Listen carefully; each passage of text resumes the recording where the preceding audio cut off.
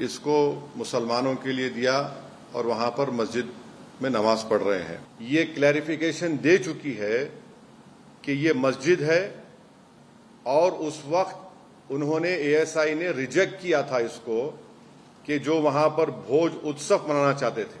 Court ने जो मैंने कहा, अभी आपने सवाल किया कि ये तो बिल्कुल बाबरी मस्जिद का मामला हो गया जजमेंट का। तो सबसे पहली बात तो यह है कि 700 साल से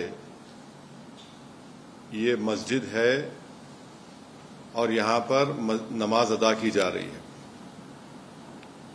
दूसरी बात यह है कि ये क्यों कह रहा हूं मैं, इसलिए कि ये वक्फ बाय डेडिकेशन है और इसको धार के उस वक्त के अर्सवाइल स्टेट ने इसको मुसलमानों के लिए दिया और वहां पर मस्जिद में नमाज पढ़ रहे हैं। दूसरा पॉइंट यह है कि 1904 में कलेक्टर ने इसको रिलिंक्विश किया और वो एक्ट था सेक्शन 4 and 13 ऑफ 1904 एक्ट। तीसरा बात यह है जो आपको समझने की जरूरत है, जो हम पे उंगली उठा रहे हैं, धार स्टेट गजीट है 1935 का,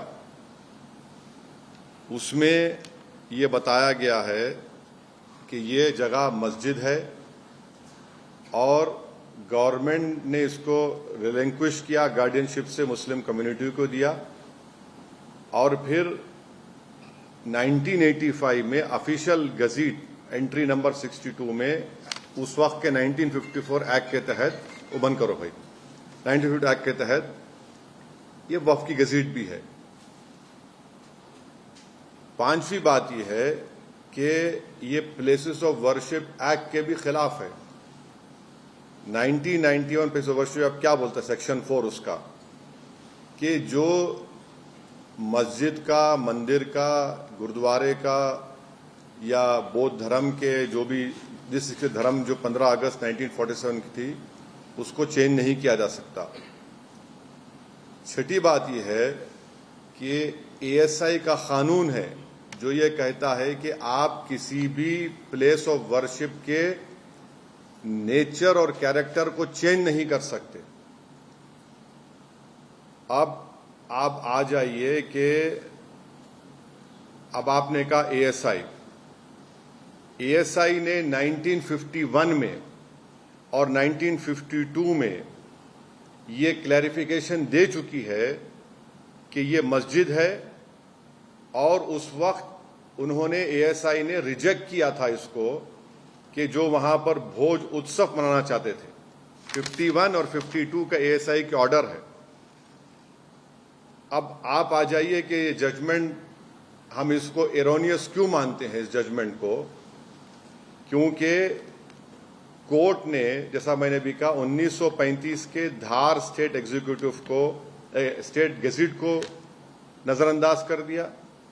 1985 के वक्फ रजिस्ट्रेशन को उन्होंने नजरअंदाज कर दिया और जो प्लेस ऑफ वर्शिप एक्ट है उसको भी उन्होंने नजरअंदाज कर दिया। और साथ ही साथ ये जो आर्गुमेंट है, कोर्ट ने उसको भी कबूल नहीं किया कि 1935 की नोटिफिकेशन को, जो लॉ था उस वक्त under article 372 of the constitution of India, ये लॉ था उस वक्त, और उन्होंने सिर्फ उसको बोला कि ये मियर एडमिनिस्ट्रेटिव अरेंजमेंट। ये क्या बात है? मियर एडमिनिस्ट्रेटिव अरेंजमेंट जो है वो किसी कॉन्स्टिट्यूशनल प्रिंसिपल्स को ओवरराइड नहीं कर सकता। और एक और वजह है ये फैसला जो एरोनियस और गलत है। मुस्लिम साइड ने ये आर्ग्यू किया था कि जो पीआईएल दाखिल की गई थी रिट पिटीशन में, उन्होंने डिस्प्यूटेड क्वेश्चन ऑफ फैक्ट उठाए जो आर्टिकल 226 में नहीं लिए जा सकते, क्योंकि एक्स्ट्राऑर्डिनरी जुरिसडिक्शन जो होता है अंडर आर्टिकल 226 में, कोर्ट एक ऑर्डर पास नहीं कर सकता डिक्लेरेशन ऑफ पोजेशन और टाइटल के ऊपर। और एक और बात जो आपको समझने की जरूरत है कि ऑलरेडी एक सिविल डिस्प्यूट केस चल रहा है टाइटल का, उसको भी कोर्ट ने नजरअंदाज कर दिया। टाइटल का सिविल डिस्प्यूट चल रहा है। एक और बात आपको समझने की जरूरत है कि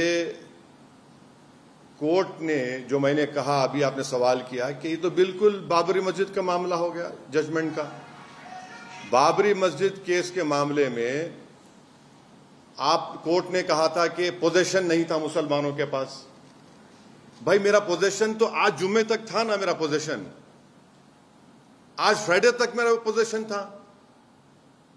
बाबरी मस्जिद को तो रात के अंधेरे में वहां पर मूर्तियां रखकर मिंबर रसूल पर मस्जिद को बंद कर दिया गया। मेरा तो पोजीशन आज भी है। अगर आप ये वीडियो YouTube पर देख रहे हैं तो हमारे चैनल को सब्सक्राइब कर बेल आइकन दबाएं और Facebook पर देख रहे हैं तो हमारे पेज को लाइक करें। अगर आप ये वीडियो YouTube पर देख रहे हैं तो हमारे चैनल को सब्सक्राइब कर बेल आइकन दबाएं और Facebook पर देख रहे हैं तो हमारे पेज को लाइक करें।